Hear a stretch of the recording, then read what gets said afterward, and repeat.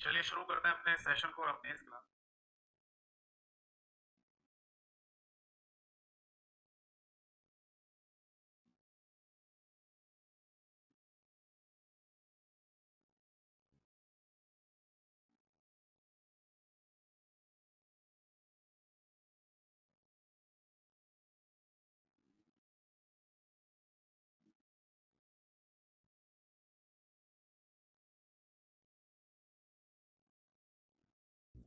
तो जैसा कि मैं देख पा रहा हूँ, मैंने लास्ट क्लास में आपको कंप्यूटर आर्किटेक्चर वाले चैप्टर में नॉर्थ ब्रिज और साउथ ब्रिज के बारे में बता दिया था, है ना। तो अब हम आगे डिस्कस करेंगे बाकी के हार्डवेयर कंपोनेंट्स के बारे में, है ना। ठीक है जी। चलिए, तो शुरू करते हैं अपने सेशन को और अपनी इस क्लास को। सबसे पहले नमस्कार सभी को नमस्कार। बाकी है ना, मैं क्लास को शुरू करने से पहले आप सभी लोगों से वही बात बोलना चाहूँगा जो मैं हमेशा बोलता हूँ कि आप डेली बेसिस पर मेरा जो यूट्यूब चैनल है कंप्यूटर बाय यतेंद्र सर के नाम से, उसे ज़रूर देखिए। ज़्यादा नहीं, 10-15 मिनट के लिए वहाँ पर समय ज़रूर दीजिए और देखिए वहाँ पोस्ट वाले सेक्शन में जो मैं क्वेश्चन डालता हूँ, आप कितने क्वेश्चन के आंसर दे पा रहे हैं। आप बोलेंगे सर सभी क्वेश्चन के आंसर नहीं दे पा रहे, तो कोई बात नहीं, जितने आ जाए उतने अच्छी बात है। बाकी वहाँ एक प्लेलिस्ट भी है MCQ practice for all exam के नाम से और एक पीवाईक्यू शॉर्ट्स के नाम से। उसमें जितनी भी क्लासेस हैं उनको देखना शुरू कीजिए, आपकी कनेक्टिविटी बनना शुरू हो जाएगी इस सब्जेक्ट के साथ। ठीक है, बाकी तो हम क्लास कर ही रहे हैं। तो शुरू करते हैं अपने सेशन को, इस क्लास को। सबसे पहले नमस्कार सभी को नमस्कार। डेट मैंने डाली दी है 20 मार्च 2025 आज की तारीख है। और हम अपना लास्ट चैप्टर को ही आगे कंटिन्यू करेंगे। इसका नाम है कंप्यूटर आर्किटेक्चर। ठीक है जी। कंप्यूटर आर्किटेक्चर को है ना हिंदी में कंप्यूटर की संरचना ही कहा जाता है। ठीक है। और जैसा कि आप सभी लोगों को पता है कि मैं मदरबोर्ड के बारे में ना आपको जानकारी दे रहा था। ठीक है। मदरबोर्ड जो कि हमारे कंप्यूटर का एक मेन कंपोनेंट होता है, जिस पर सारी चीज़ें, लगभग सारी चीज़ें लगी होती हैं। और मदरबोर्ड के हार्डवेयर कंपोनेंट्स के बारे में हम समझ रहे थे, है ना। मदरबोर्ड के ऊपर लगे हुए हार्डवेयर कंपोनेंट्स, हिंदी में अगर कहा जाए तो हार्डवेयर घटक कह सकते हैं। हार्डवेयर घटक। ठीक है जी। तो मैं ना जो डायग्राम था मदरबोर्ड का, उसको एक बार फिर से है ना आप सभी लोगों को दिखा देता हूँ। और एक बात और कहना चाहूँगा आप सभी लोगों को कि आप अभी है ना जो मैं आपको समझा रहा हूँ उसको समझिए, और उससे रिलेटेड जो भी डाउट हो वो आप आराम से पूछते जाइए। बाकी इससे हटके अगर आपको कुछ भी पूछना है तो क्लास के लास्ट में डिस्कस करेंगे, जैसा कि हम शुरुआत से करते हुए आ रहे हैं। तो चलिए शुरू करते हैं। तो देखिए, मैंने लास्ट क्लास में ना आपको नॉर्थ ब्रिज और साउथ ब्रिज के बारे में समझा दिया था।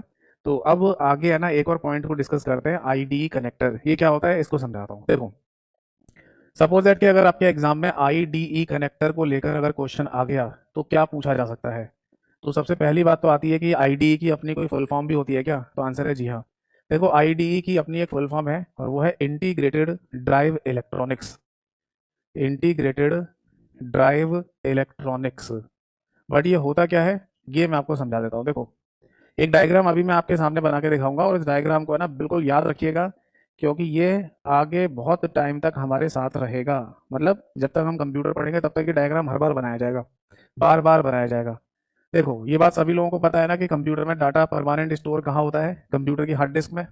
ये बात हम जब से पढ़ना शुरू कर चुके हैं तब से कई बार सुन चुके हैं ये बात कि कंप्यूटर में सारा डेटा परमानेंट स्टोर होता है कंप्यूटर की हार्ड डिस्क में। अब एक्चुअली होता क्या है कि जब कंप्यूटर में आप किसी फाइल को ओपन करते हैं तो वो डाटा कंप्यूटर की हार्ड डिस्क से आगे भेजा जाता है रैम में, यानी कि रैंडम एक्सेस मेमोरी में, जिसे हमारे कंप्यूटर की मुख्य मेमोरी भी कहा जाता है। ठीक है ना। अब रैंडम एक्सेस मेमोरी से ये डाटा आगे की तरफ बढ़ता है तो पहुंचेगा सीपीयू के पास, सेंट्रल प्रोसेसिंग यूनिट के पास, इनपुट की फॉर्म में। फिर सीपीयू के द्वारा प्रोसेसिंग होगी और एक आउटपुट जनरेट होगा जो आपको मॉनिटर स्क्रीन पर दिखाई देता है। अब इसमें मैं आपको क्लियरली बताना चाहूंगा, इस आई का मतलब होता है बेटा इनपुट, और इनपुट को है ना हिंदी में कहते हैं आगत। ठीक है, ये ऐसे समझ लो जैसे हम है ना अपने कंप्यूटर के अंदर डाटा अंदर दे रहे हैं, या हमारे किसी भी डिवाइस के थ्रू या कैसे भी करके ना हम कंप्यूटर के अंदर डाटा दे रहे हैं, तो उसको इनपुट के नाम से या आगत के नाम से बोला जाता है। बट जो डाटा हमने दिया है उसके उसका कुछ ना कुछ तो हमें मिलेगा ना बाद में, तो उसे हम आउटपुट के नाम से बोल देते हैं, जिसको हिंदी में निर्गत कहा जाता है। और ये निर्गत हमें कहाँ मिलता है, हमारे कंप्यूटर की मॉनिटर स्क्रीन पर। जैसे सपोज दैट कि मैंने है ना कीबोर्ड से कुछ भी लिखा, तो कीबोर्ड हमारे कंप्यूटर में एक इनपुट डिवाइस है जिसके थ्रू डाटा अंदर जा रहा है। बट हम कीबोर्ड से जो भी लिख रहे हैं वो हमें दिख कहाँ पे रहा है, वो दिख रहा है हमें मॉनिटर स्क्रीन पर। तो मॉनिटर स्क्रीन पे जो दिखाई देगा उसे आउटपुट कहेंगे। यानी हम कंप्यूटर में अंदर इनपुट दे रहे हैं, कंप्यूटर के द्वारा हमें आउटपुट मिल रहा है। तो बेसिकली इनपुट से आउटपुट बनाने का जो काम कंप्यूटर के अंदर करता है वो होता है सीपीयू, कंप्यूटर का दिमाग, यानी कि सेंट्रल प्रोसेसिंग यूनिट। बट ऐसे ही नहीं, बीच में जो प्रक्रिया चलती है उसको हम बेसिकली प्रोसेसिंग के नाम से बोलते हैं। क्या बोलते हैं? प्रोसेसिंग, जिसको हिंदी में प्रसंस्करण क्रिया भी कहा जाता है। प्रसंस्करण क्रिया। तो मोटा मोटा हमें ये समझ में आ गया यहाँ पर कि हम है ना अपने कंप्यूटर को जो इनपुट दे रहे हैं किसी भी इनपुट डिवाइस से, वो सीपीयू के पास पहुंचता है, फिर प्रोसेसिंग होगी और फिर आउटपुट बन जाएगा जो हमें दिखाई दे जाएगा। ये बात समझ में आ गई नहीं? अब ये भी हमें पता होना चाहिए कि हमारे कंप्यूटर में सीपीयू और रैम कहाँ पर लगे होते हैं। ये बात मैं आपको लास्ट क्लास में भी बता चुका हूँ कि हमारे कंप्यूटर में सीपीयू और रैम ये दोनों लगे होते हैं मदरबोर्ड के ऊपर। याद है ना? ये सीपीयू और रैम दोनों ही मदरबोर्ड के ऊपर लगे होते हैं। बट कंप्यूटर की जो हार्ड डिस्क है ना वो हमारे कंप्यूटर के मदरबोर्ड के ऊपर नहीं होती है। कंप्यूटर की हार्ड डिस्क जिसमें डाटा परमानेंट स्टोर होता है वो अलग लगी हुई है सिस्टम यूनिट के अंदर। है ना? अच्छा, एक बात और मैं बोलना चाहूंगा क्योंकि हमारी आज तीसरी या चौथी क्लास है, कि अगर आप मेरी क्लास में आए लाइव क्लास में, तो पिछली जितनी भी क्लासेस हैं उन सबको ध्यान से सुन के और देख के आना, वरना आपको कुछ भी समझ में नहीं आएगा। कंप्यूटर में सब इस सब्जेक्ट में अगर आप आगे की क्लासेस देख रहे हैं बिना पीछे की क्लासेस बिना देखे बिना सुने, तो कुछ समझ में नहीं आएगा आपको। तो आपको बिल्कुल भी लाइव आने की जरूरत नहीं है। अगर आप पिछली सारी क्लासेस को देख के नहीं आए हैं तो मत आइए। आप सीक्वेंस में देखिए एक एक करके क्लास, चाहे अपने किसी भी समय पर देखना, ठीक है ना? क्योंकि मैं बहुत बार ऐसे शब्दों को बोलूंगा जो पिछली क्लास में मैं समझा चुका हूँ। तो आपको हमेशा ये लगेगा सर ये क्या होता है दोबारा बताना, या ये क्या होता है बताना। तो ये चीज़ हम पढ़ चुके हैं पहले। तो मैं ये कह रहा था आप सभी लोगों से कि हमारे सिस्टम यूनिट के अंदर हार्ड डिस्क और मदरबोर्ड दोनों ही लगे होते हैं ना। पर हार्ड डिस्क अलग लगी हुई है, मदरबोर्ड अलग लगा होता है। ठीक। और मदरबोर्ड पर सीपीयू और रैम लगे होते हैं, ये बात हमको पता है। अब डाटा हमें भेजना होता है हार्ड डिस्क से रैम में। हार्ड डिस्क से डाटा को हमें रैम में भेजना है। तो ये डाटा जाएगा कैसे? मदरबोर्ड पर। तब बेसिकली मदरबोर्ड पर एक कनेक्टर लगा होता है यहाँ पर, और इसी कनेक्टर को आईडीई कनेक्टर के नाम से बोला जाता है। समझ में आ गई बात? नहीं समझ में आई? देखो सीधी सीधी बात है। कनेक्टर शब्द है ना बहुत जगह इस्तेमाल में लाया जाता है। जैसे मैं एक एग्जांपल से समझाता हूँ। हमारे पास ये मोबाइल फोन का चार्जर है, तो इस मोबाइल फोन के चार्जर में भी कोई कनेक्टर शब्द इस्तेमाल में लाया जाता है। हाँ, वो है ये। मोबाइल फोन के चार्जर में इस पार्ट को कहते हैं या तो चार्जर कह दो या एडेप्टर भी बोल देते हैं। तो इसमें अगर आप देखें गौर से तो यहाँ पर एक छेद टाइप का आपको दिखाई दे रहा होगा, है ना? तो इस जगह को कहते हैं बेसिकली यूएसबी फीमेल कनेक्टर। ठीक है, मैं ये अपने दिमाग से अपने मन से बनाकर नहीं बोल रहा हूँ, ये इसका ऑफिशियल नाम होता है। कोई मेरी बात को अदरवाइज मत ले जाना। और ये जो केबल आपके पास है, इसमें ये वाला जो पॉइंट आपको दिखाई दे रहा है इसको यूएसबी मेल कनेक्टर कहा जाता है। तो बेसिकली जब यूएसबी मेल कनेक्टर को यूएसबी फीमेल कनेक्टर से कनेक्ट करते हैं तब जाके कनेक्शन बनेगा, और फिर यहाँ से करंट फ्लो होना शुरू हो जाता है, इस पॉइंट तक पहुंचेगा जो फिर आप है ना मोबाइल फोन से चार्ज कनेक्ट कर देते हैं, स्मार्टफोन से कनेक्ट कर देते हैं। समझ में आ रहा है? तो बेसिकली हमारे मोबाइल फोन चार्जर की अगर हम बात करें तो यहाँ पर भी कनेक्टर शब्द का इस्तेमाल हो रहा है, जिससे कनेक्शन बनेगा और सिग्नल फ्लो करेगा, डाटा फ्लो करेगा, करंट फ्लो करेगा। ऐसा बोल दीजिए, है ना? तो उसी तरीके से हमारे कंप्यूटर के मदरबोर्ड पर एक आईडी कनेक्टर लगा होता है जो डाटा को कंप्यूटर की रैम तक पहुंचाएगा। क्योंकि जब तक डाटा रैम तक नहीं पहुंचेगा तब तक सीपीयू तक नहीं पहुंच सकता, और सीपीयू तक नहीं पहुंचेगा तो आउटपुट नहीं बनेगा, और आउटपुट नहीं बनेगा तो हमें कुछ दिखाई भी नहीं देगा। समझ में आ गया? तो सबसे पहला इंपॉर्टेंट क्वेश्चन जो आपसे पूछा जा सकता है वो ये है कि आईडीई क्या चीज है, या आईडीई की फुल फॉर्म क्या है? तो आंसर है इंटीग्रेटेड ड्राइव इलेक्ट्रॉनिक्स। और ये है क्या? तो सिंपल सा लिख लो, इट इज अ कनेक्टर। ऐसे लिख लो बेटा, it is a connector to connect hard disk to random access memory. और ये पॉइंट ब्रैकेट में लिख लेना कि रैंडम एक्सेस मेमोरी को, रैम को, हमारे कंप्यूटर की मेन मेमोरी कहा जाता है। यानी कि अगर एक क्वेश्चन आपसे ये भी पूछ लिया जाए कि कंप्यूटर की मुख्य मेमोरी को, या कंप्यूटर में मुख्य मेमोरी किसे कहा जाता है, तो इसका सिंपल सा आंसर है रैंडम एक्सेस मेमोरी को। हिंदी में लिख लो, यह हार्ड डिस्क को, यह हार्ड डिस्क को रैम से जोड़ता है, रैम से जोड़ता है। ठीक है भाई। केवल दो ही पॉइंट बन सकते हैं और वो दो पॉइंट ये हैं, इससे ज्यादा कुछ भी नहीं पूछा जा सकता इसके बारे में। नोट कर लीजिए, कोई डाउट है तो पूछिए।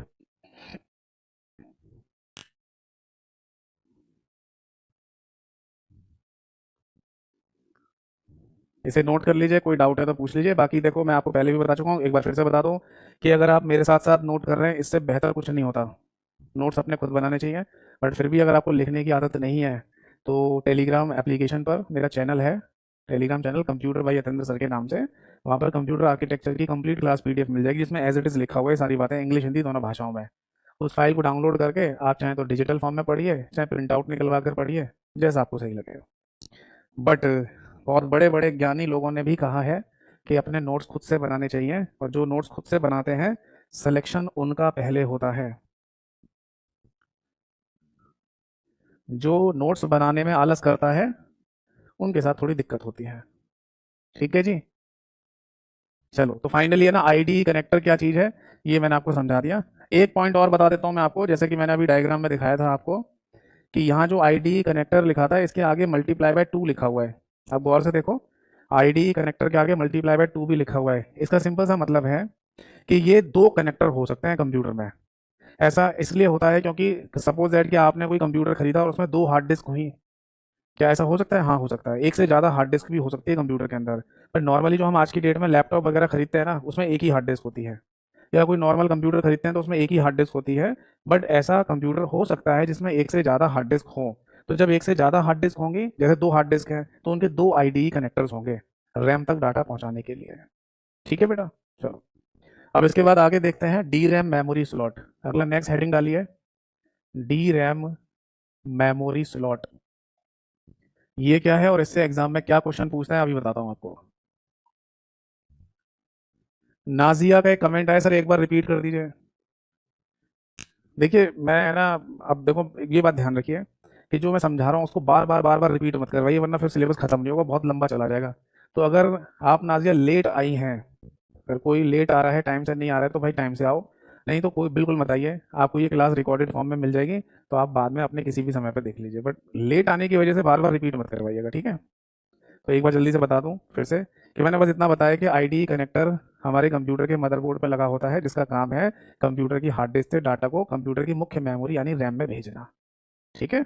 देखो, अब अगला पॉइंट आता है डी रैम मेमोरी स्लॉट। आप बोलेंगे सर यहाँ डी रैम लिखा हुआ है, जबकि आपने तो बताया और हमें भी पता है कि कंप्यूटर में रैम लगी होती है। ये डी रैम क्या चीज़ है, समझना इस बात को। देखो, होती तो रैम ही है, बट जब रैम यानी कि रैंडम एक्सेस मेमोरी की बात होती है तो इसमें 2 टाइप होते हैं। एक डी रैम और दूसरी रैम को एस रैम के नाम से बोला जाता है। तो हमारे कंप्यूटर के अंदर कौन सी रैम लगी होती है? और यहाँ डी और एस का मतलब क्या है? तो आंसर है, डी का मतलब डायनेमिक और एस का मतलब होता है स्टैटिक। हमारे नॉर्मल या साधारण कंप्यूटर में डी रैम यानी कि डायनेमिक रैंडम एक्सेस मेमोरी लगी हुई आती है। यानी कि जितनी बार भी आप कहते हो ना कि हमारे कंप्यूटर में रैम लगी हुई है, तो आपको ये बोलना चाहिए कि हमारे कंप्यूटर में डी रैम लगी हुई है, डायनेमिक रैम लगी हुई है। अब ऐसा नहीं है कि आपने मान लो 20-30 हज़ार रुपए का कोई कंप्यूटर खरीदा तो वो उसमें डी रैम आएगी, और मैंने मान लो 50 हज़ार का कोई कंप्यूटर या लाख रुपए का खरीदा तो उसमें एस रैम आ जाएगी। ऐसा नहीं होगा। हम और आप जैसे लोग जो नॉर्मल मार्केट से कंप्यूटर्स खरीदते हैं, चाहे वो 50-60 हज़ार की रेंज का हो, चाहे लाख रुपए की रेंज का हो, वो सब के अंदर डी रैम यानी कि डायनेमिक रैंडम एक्सेस मेमोरी ही आती है। बट ये क्या है स्टैटिक रैंडम एक्सेस मेमोरी और कहाँ यूज होती है? तो बेटा इसका इस्तेमाल करते हैं स्पेशलाइज्ड कंप्यूटर सिस्टम में। ये नोट कर लेना, स्पेशलाइज्ड कंप्यूटर सिस्टम। ठीक है, जिसको हिंदी में कहा जाएगा विशेष कंप्यूटर प्रणाली। विशेष कंप्यूटर प्रणाली में हम स्टैटिक रैंडम एक्सेस मेमोरी का इस्तेमाल करते हैं। सामान्य कंप्यूटर में तो डायनेमिक रैंडम एक्सेस मेमोरी ही इस्तेमाल में लाई जाती है। तो ये स्पेशलाइज्ड कंप्यूटर सिस्टम कौन से होते हैं? तो इसका सिंपल सा आंसर है, जैसे कि एटीसी सिस्टम। ये क्या होता है? एटीसी सिस्टम का मतलब होता है एयर ट्रैफिक कंट्रोलर सिस्टम। अगर आप किसी भी एयरपोर्ट पे जाएं, हवाई यात्रा करना चाहते हैं, तो आपको एयरपोर्ट पे जाना पड़ेगा, तब आपको वहां दिखाई देगा कि हर एक एयरपोर्ट पर एक एटीसी सिस्टम बनाया गया होता है, जिसे एयर ट्रैफिक कंट्रोलर सिस्टम कहते हैं। और उसी एयर ट्रैफिक कंट्रोलर सिस्टम के द्वारा ये सब जांच की जा रही होती है कि कौन सी फ्लाइट टेक ऑफ कर रही है, कौन सी फ्लाइट है ना लैंड कर रही है एयरपोर्ट पर, और कौन सी फ्लाइट एरिया जोन, एयरपोर्ट का जो एरिया जोन है उसके ऊपर से होकर निकल के जा रही है। ये सब काम किया जाता है रडार सिस्टम के द्वारा। ठीक है, अगर आपने फिजिक्स में रडार वगैरह पढ़ा है तो पता होगा, नहीं तो कोई दिक्कत नहीं है। रडार सिस्टम होता है जिसके द्वारा ये सारी जानकारी एकत्र की जा रही होती है और इस जानकारी को भेज रहे होते हैं कंप्यूटर में, और कंप्यूटर के थ्रू फिर इंजीनियर्स वहाँ जो बैठे होते हैं वो चेक कर रहे होते हैं ये सारा डाटा को। तो सपोज दैट कि वहाँ जो कंप्यूटर्स हैं वो कंप्यूटर अगर प्रॉपर तरीके से फंक्शनिंग ना करें, तो आप बोलेंगे सर क्या फंक्शनिंग का कुछ चक्कर है क्या इन दोनों रैम में? तो आंसर है जी हाँ। देखो मैं आपको बताता हूँ, पहले हमारे नॉर्मल या साधारण कंप्यूटर की जानकारी सुनिए। हम जब भी अपने कंप्यूटर में काम कर रहे होते हैं तो कभी आपने नोटिस किया है कि वहाँ कोई ना कोई प्रॉब्लम आ जाती है? जैसे कई बार कंप्यूटर हैंग हो जाता है, या कई बार है ना कोई एप्लीकेशन हम ओपन कर रहे हैं वो ओपन नहीं हो रही, कोई बंद कर रहे हैं तो बंद नहीं हो रही है। तो इस तरीके की छुटपुट छुटपुट घटनाएं हमें अपने कंप्यूटर में देखने को मिलती रहती हैं। तो इन्हें प्रॉब्लम्स कहते हैं। और इन प्रॉब्लम्स के पीछे है ना रैम का भी हाथ हो सकता है। वैसे रीज़न तो और भी कई सारे हो सकते हैं, बट उनमें रैम का हाथ हो सकता है। तो हमारे कंप्यूटर में कौन सी रैम लगी हुई है? D RAM. तो हम ऐसे बोलेंगे कि इन सब चीज़ों के पीछे हमारे कंप्यूटर की डायनेमिक रैंडम एक्सेस मेमोरी का हाथ हो सकता है। तो अगर ऐसी ही घटनाएं किसी स्पेशलाइज्ड कंप्यूटर सिस्टम में अगर हो जाएं तो वहां तो बहुत बड़ा लॉस हो सकता है। किसी एयरपोर्ट पर है ना ये डाटा मेंटेन कर रहे हैं कि कौन सी फ्लाइट उड़ रही है, कौन सी लैंड कर रही है, और उसी समय कंप्यूटर काम नहीं कर रहे, कंप्यूटर रिस्पॉन्ड नहीं कर रहे, कंप्यूटर हैंग हो रहे हैं, तो वहां तो बहुत बड़ा लॉस हो जाएगा। तो इस वजह से हमने एक विशेष प्रकार की रैंडम एक्सेस मेमोरी बनाई हुई है जिनको स्टैटिक रैम कहा जाता है, और इनमें किसी भी तरीके की कोई प्रॉब्लम नहीं आती। यानी अगर आपने कंप्यूटर्स को ऑन कर लिया तो जब तक ये कंप्यूटर ऑफ नहीं होगा तब तक बहुत बड़ा कोई डिसास्टर ना हो जाए, बहुत बड़ी कोई प्रॉब्लम ना आ जाए, वरना तो ये कंप्यूटर जब तक ऑन है तब तक प्रॉपर तरीके से फंक्शनिंग करते हैं, प्रॉपर तरीके से काम करेंगे। समझ में आ गई बात? तो सिंपल सी दो बात ध्यान रखनी है कि डी रैम और एस रैम दो रैम के टाइप होते हैं, जिसमें से हमारे कंप्यूटर में डी रैम लगी होती है। Static RAM specialise computer system में लगाई जाती है।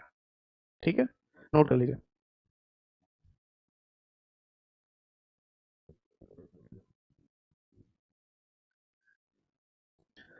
आप सभी लोगों की एक बहुत बड़ी दिक्कत है, सभी लोगों की एक दिक्कत है ना, बुरा मत मान जाना मेरी इस बात का, बट बहुत बड़ी दिक्कत है। दिक्कत क्या है कि आप सभी लोग इंट्रोडक्शन क्लास नहीं देखते हो। आप एक ऐसी तैयारी में जुड़ जाते हो जिसकी आपको कोई भी जानकारी नहीं है। आपने खुद से कुछ भी मेहनत नहीं करी चीज़ों को देखने की, समझने की, और आप तैयारी में जुट गए हो। ये नुकसान देता है, पता है? ये नुकसान देता है। और ये आप लोगों की बहुत बड़ी दिक्कत है कि आप है ना किसी भी सब्जेक्ट को पढ़ना शुरू कर देते हो और उसकी इंट्रोडक्शन क्लास नहीं देखते हो, और इंट्रोडक्शन क्लास नहीं देखते हो ना तभी रोजाना ये बार बार बार बार बार बार एक ही क्वेश्चन पूछते रहते हो, और जिसका आंसर प्रॉपर तरीके से इंट्रोडक्शन क्लास में बताया जा चुका है, फिर भी देखते ही नहीं हो।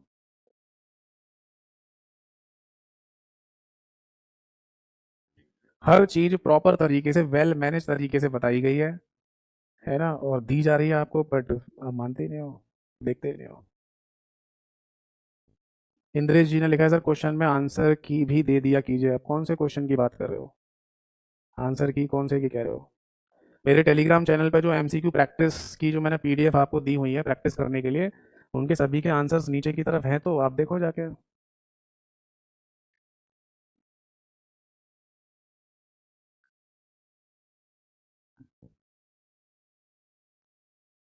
सर एटीसी की फुल फॉर्म रिपीट कर दीजिए। एटीसी की फुल फॉर्म थी एयर ट्रैफिक कंट्रोलर सिस्टम। ये इंपॉर्टेंट नहीं है, बस एग्जांपल लिखा है इसलिए मैंने फुल फॉर्म लिखी नहीं थी। Air traffic controller system. ठीक है, चलो अब आगे बढ़ते हैं ना। तो फाइनली है ना मैंने जो आपको बताया कि मदरबोर्ड के ऊपर है ना आपको डी रैम मेमोरी स्लॉट दिखाई देगा, और ये क्यों लिखा हुआ है डी रैम ये भी आपको पता चल गया ना, क्योंकि हमारे नॉर्मल कंप्यूटर में डायनेमिक रैंडम एक्सेस मेमोरी लगी हुई है बेटा। ठीक है, अब आगे देख लो ये क्या लिखा हुआ है, मेमोरी स्लॉट। तो ये ध्यान रखना, मेमोरी स्लॉट बेसिकली उस जगह को कहा जाता है जहां पर रैम को लगाया जाता है। जैसे समझ लो ये हमारी रैम है, ये वो जगह है जहां पर हम रैम को लगा रहे हैं, ऐसे समझ लो। क्लियर है? तो रैम है, और इसको जहां पर लगाया जाएगा उसको कहते हैं मेमोरी स्लॉट, बस। अब आगे मल्टीप्लाई बाय टू क्यों लिखा हुआ है, इसका क्या मीनिंग है, तो ये मैं समझाता हूँ। एक्चुअली क्या होता है हमारे कंप्यूटर में मदरबोर्ड पर रैम को लगाए जाने के दो स्लॉट होते हैं, स्लॉट नंबर 1 और स्लॉट नंबर 2। आप बोलेंगे सर दो स्लॉट क्यों होते हैं, एक स्लॉट क्यों नहीं होता? तो इसका भी रीज़न बता देता हूँ।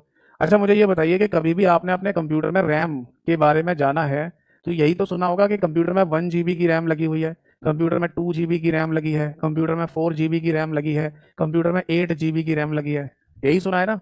आपके कंप्यूटर में भी है ना, आपके स्मार्टफोन में भी इसी तरीके से ही होगा रैम का concept, 1 GB 2 GB 4 GB 8 GB, है ना? और क्या कभी आपने ऐसा सुना है कि किसी कंप्यूटर में या किसी स्मार्टफोन में ना 6 GB की रैम लगी है, या किसी में ऐसा सुना है कि 3 GB की रैम लगी हुई आई हो? ये वाले नंबर कभी किसी ने सुने हैं? तो आंसर है हाँ, सुने हैं।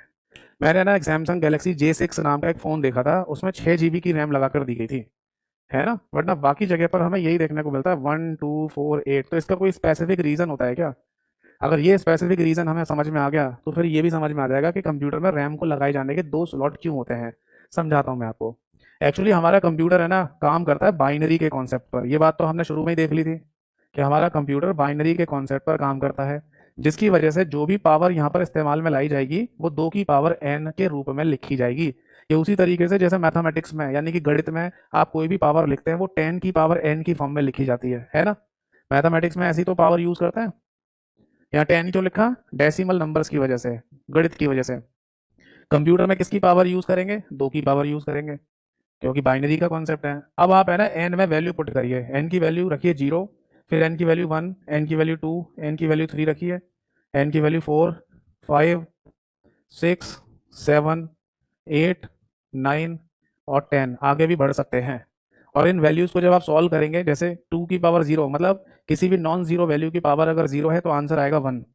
फिर 2 की पावर 1 की वैल्यू हो जाएगी 2, ये हो जाएगा 4, ये हो जाएगा 8, ये हो जाएगा 16, ये हो जाएगा 32, 64, 128, 256, 512 और ये हो जाता है 100 मतलब 1024। तो फाइनली ये 2 की पावर n की वजह से और 0 से लेकर आगे वैल्यूज पुट करने की वजह से पावर में हमें एक सीक्वेंस मिलता है हमारे कंप्यूटर में, और वो होता है 1 2 4 8 16 32 64 128 वाला। और इसी वजह से आपको है ना ये सारे नंबर्स हर जगह देखने को मिलते हैं। आपके पास अगर कोई पेन ड्राइव होगी ना तो वो भी वो 64 GB की, 32 GB की, जीबी का मतलब यहाँ पर गीगाबाइट है ना। ऐसे मान लो मेमोरी कार्ड होगा आपके पास तो 128 GB का मेमोरी कार्ड, 256 GB का मेमोरी कार्ड। आप है ना कोई फोन खरीद के लेके आ रहे हो तो उसमें रैम होगी 8 GB, 4 GB। या कंप्यूटर खरीद रहे हैं आप तो उसमें 8 GB रैम होगी। तो आपको यही नंबर्स है ना देखने को मिलेंगे हर जगह। तो ये नंबर्स कहाँ से आते हैं ये बात हमें समझ में आ गई। बट कभी कभी बीच में ना हमें ये नंबर्स भी देखने को मिल जाते हैं, जैसे कि मैंने बताया कि सैमसंग गैलेक्सी J6 नाम से एक फ़ोन देखा था मैंने जिसमें टोटल 6 GB की रैम दी गई थी। तो ये 6 कैसे आया? क्योंकि इस पूरे सीरीज में हमें 6 यानी कि 6 तो कहीं दिख ही नहीं रहा। तो क्या ऐसा संभव है कि 6 GB की रैम बनाई जा सकती है? तो आंसर है नहीं। तो सिंपल सा कॉन्सेप्ट अब आपको समझ में भी आ गया होगा कि हम करने क्या जा रहे हैं। अगर सपोज दैट कि हमें किसी कंप्यूटर में 6 GB की रैम देनी है या किसी स्मार्टफोन में 6 GB की रैम देनी है, तो हमें वहां पर 4 GB की रैम और 2 GB की रैम दो अलग अलग लगानी पड़ेगी। यानी कि एक स्लॉट में तो हम 4 GB की रैम लगा देंगे और एक स्लॉट में 2 GB की रैम लगा देंगे। तब हम कहेंगे कि इसमें टोटल 6 GB की रैम लगी हुई है। यस और नो? यस। तो इसी कारणवश हर एक कंप्यूटर में रैम को लगाए जाने की जो जगह है जिसको मेमोरी स्लॉट कहते हैं वो दो दी जाती है। अगर सपोज दैट आपके कंप्यूटर में रैम आई है 8 GB की, तो वो 8 GB की रैम एक ही स्लॉट में लगी होगी। तब हम इसे 4+4 नहीं करते, कॉम्प्लेक्सिटी को बढ़ाया नहीं जाता। तब है ना 8 GB की रैम एक ही स्लॉट में लगा दी जाएगी, एक स्लॉट खाली रहेगा। समझ में आ रहा है? एक स्लॉट खाली रहेगा।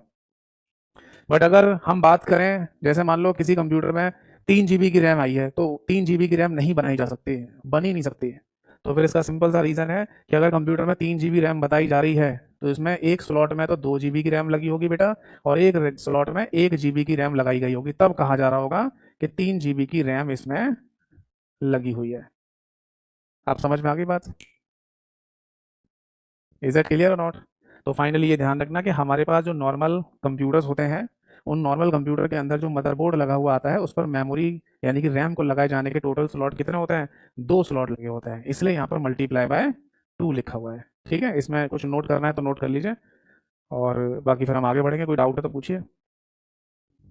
बाकी एक कॉन्सेप्ट और मैं बता दूं आपको, फिर उसके बाद मैं आपके डाउट्स लूंगा। एक पॉइंट और लिख लेना हमारे कंप्यूटर में, जैसे ऐसे लिख लो कि किसी भी मदरबोर्ड पर मिनिमम, जैसे नॉर्मल हमारा जो कंप्यूटर है और नॉर्मल जो मदरबोर्ड इसमें लगा हुआ है उसमें मिनिमम मेमोरी स्लॉट कितने होते हैं? तो मिनिमम मेमोरी स्लॉट होते हैं बेटा, आंसर इज 2, इसीलिए यहाँ पर मल्टीप्लाई बाय 2 लिखा हुआ है। बट हमारे कंप्यूटर में जो मदरबोर्ड लगा हुआ है ऐसा मदरबोर्ड दुनिया के सभी कंप्यूटर्स में नहीं होता है। हर एक कंप्यूटर में ऐसा नहीं होता। वहां पर मदरबोर्ड पर रैम को लगाए जाने के और भी ज़्यादा स्लॉट हो सकते हैं। तो मैक्सिमम मेमोरी स्लॉट कितने हो सकते हैं मदरबोर्ड पर? तो इसका सही आंसर है बेटा 32, 32 स्लॉट्स तक हो सकते हैं। ये नोट कर लेना। सपोज दैट कि थोड़ा सा डीप में अगर कोई क्वेश्चन पूछ लिया गया आपसे कि बताइए कंप्यूटर के मदरबोर्ड पर रैम को लगाए जाने के मिनिमम से मैक्सिमम स्लॉट कितने हो सकते हैं, तो आंसर है 2 से लेकर 32 तक। ये नोट कर लीजिए। और कोई डाउट है?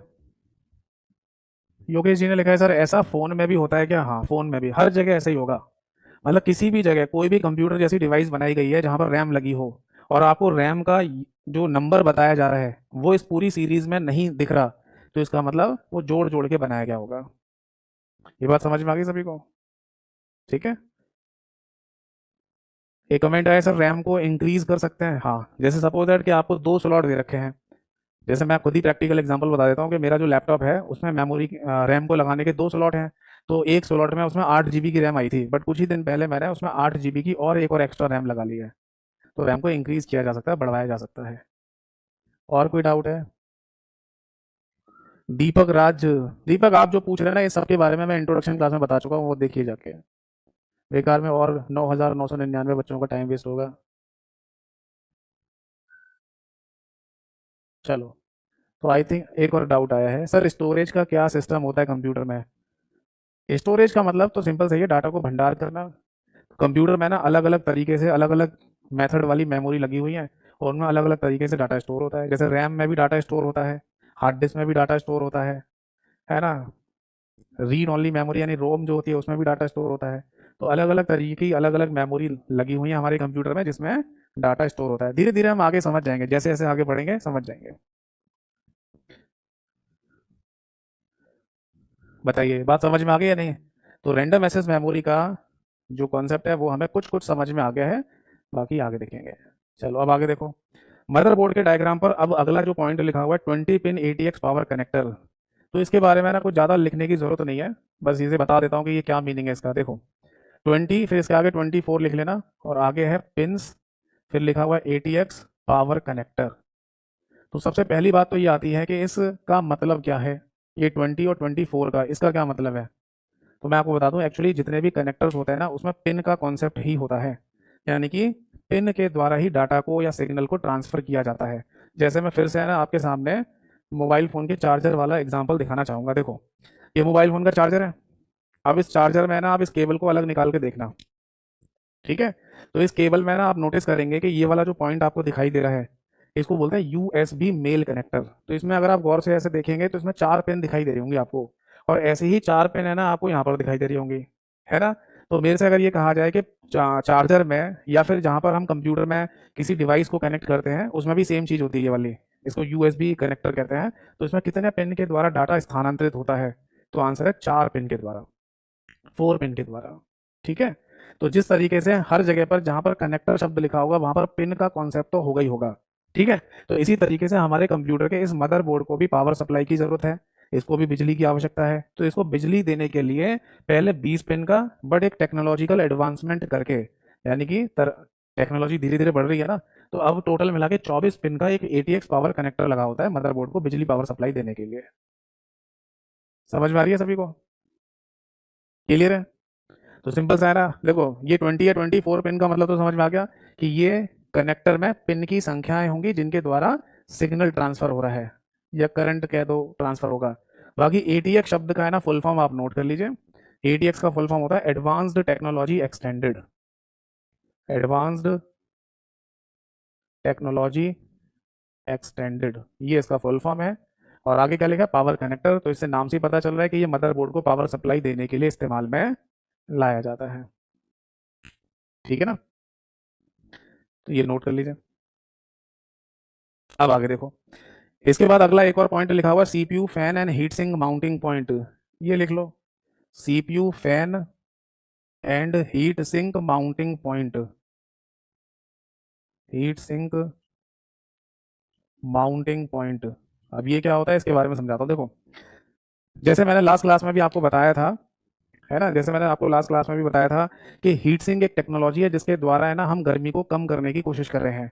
क्योंकि अगर कंप्यूटर में गर्मी बढ़ गई तो वो काम नहीं करेगा, उसके हार्डवेयर कंपोनेंट्स खराब होना शुरू हो जाएंगे, है ना।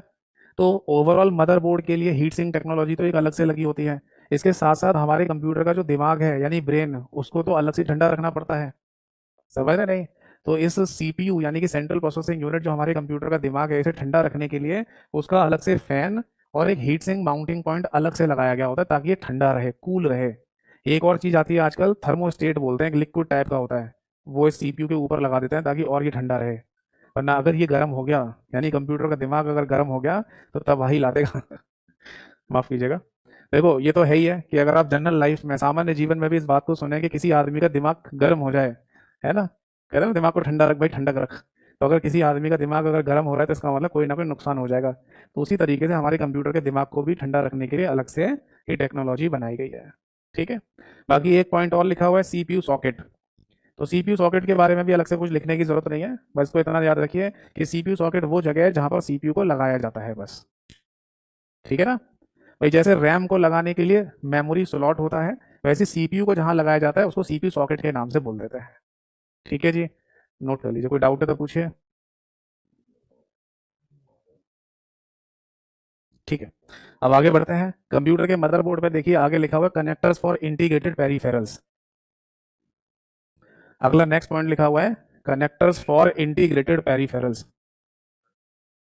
Connectors for integrated peripherals. अब देखो यहाँ पर बहुत सारी चीजें समझानी होंगी जिनसे एग्जाम में क्वेश्चन पूछा जाता है, इसलिए काम करता हूँ इस फोटो को यहाँ से अभी हटा देता हूँ और फिर समझाता हूँ आपको। देखो भाई क्या लिखा है, इंटीग्रेटेड पेरीफेरल। अब ध्यान से सुनना, कमेंट बाजी मत करो, अब ध्यान से सुनो, क्योंकि 10 में से 10 नंबर लेके आने हैं हमको अपने एग्जाम में। जहां आप इन चीजों को लैक करने की कोशिश करेंगे, आप समझने की कोशिश नहीं करेंगे, समझ लेना एक आदमी इसमें भी तैयारी कर रहा होगा कंप्यूटर में आपसे ज्यादा, वो एक नंबर भी आपसे ज्यादा ले आया तो उसके शरीर पे वर्दी आ जाएगी और आपको फिर से 1 साल का वेट करना पड़ेगा। देखो, कनेक्टर्स का मतलब तो समझ में आ गया, जहां पर दो चीजें आपस में कनेक्ट होती हैं उसे कनेक्टर कहते हैं। बट आगे क्या लिखा है, इंटीग्रेटेड। इंटीग्रेटेड शब्द का हिंदी में मतलब होता है समायोजन, यानी जहां पर कई सारी चीजें इकट्ठी कर दी जाएं। तो बेसिकली हमारे कंप्यूटर के अंदर मदरबोर्ड में एक ही जगह पर बहुत सारे कनेक्टर लगे होते हैं, और ये कनेक्टर बेसिकली हमारे कंप्यूटर में जो डिवाइसेस जोड़ी जाती है ना उनके होते हैं। जैसे आप कंप्यूटर में माउस कनेक्ट करते हो, कीबोर्ड कनेक्ट करते हो, मॉनिटर कनेक्ट करते हो, प्रिंटर कनेक्ट करते हो, पेन ड्राइव कनेक्ट करते हो, ऐसे जितने भी डिवाइसेस आप कनेक्ट करते जा रहे हो अपने कंप्यूटर में, वो सारे कनेक्टर जनरली एक ही जगह पर होते हैं, इसलिए यहाँ पर इंटीग्रेटेड या समायोजन शब्द लिख रखा है, यानी एक ही जगह पर सारे कनेक्टर, ये इसका मीनिंग है। बाकी यहाँ पर लिखा हुआ पेरीफेरल, इस शब्द का मीनिंग क्या है देखो समझाता हूँ, इसे आप साइड में नोट करके लिखना। पहली बात तो पेरीफेरल शब्द को हिंदी में पेरीफेरल के नाम से ही बोला जाता है, और ये पेरीफेरल बेसिकली डिवाइसेस को बोलते हैं। पेरीफेरल मतलब पेरीफेरल डिवाइसेस। कौन सी डिवाइसेस हैं ये, समझाता हूँ। हमारे कंप्यूटर में जो भी इनपुट डिवाइस कनेक्ट होगी, यानी कि जो भी आगत युक्ति कनेक्ट होगी कंप्यूटर के अंदर, कंप्यूटर से, उसको हम पेरीफेरल डिवाइस के नाम से बोलेंगे। जैसे उदाहरण के लिए कीबोर्ड और माउस दोनों ही कंप्यूटर में डाटा को अंदर देने के लिए इस्तेमाल में लाए जाते हैं, इसलिए इनको इनपुट डिवाइस कह रहे हैं। तो इनपुट डिवाइस पेरीफेरल डिवाइस भी कही जाती हैं। इसी तरीके से आप समझ लो कि हमारे कंप्यूटर में जितनी भी आउटपुट डिवाइसेस होती हैं, जिनको हिंदी में निर्गत युक्तियां कहा जाता है, जिनको हिंदी में निर्गत युक्तियां कहा जाता है, मतलब मॉनिटर और प्रिंटर ये दो ऐसी डिवाइसेस हैं जिनसे हमें आउटपुट मिलता है।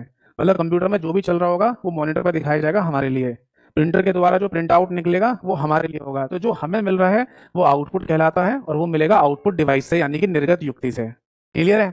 तो अगर कोई भी आउटपुट डिवाइस है तो उसको भी हम पेरीफेरल डिवाइस के नाम से बोलते हैं। इसके अलावा है ना एक और डिवाइस है यहाँ पर जिसका नाम है स्टोरेज डिवाइस। स्टोरेज डिवाइसेस, जिसको हिंदी में ना भंडारण युक्तियां कहते हैं। भंडारण युक्तियां, इसका सिंपल सा मीनिंग क्या है वो मैं आपको समझाता हूँ। देखो,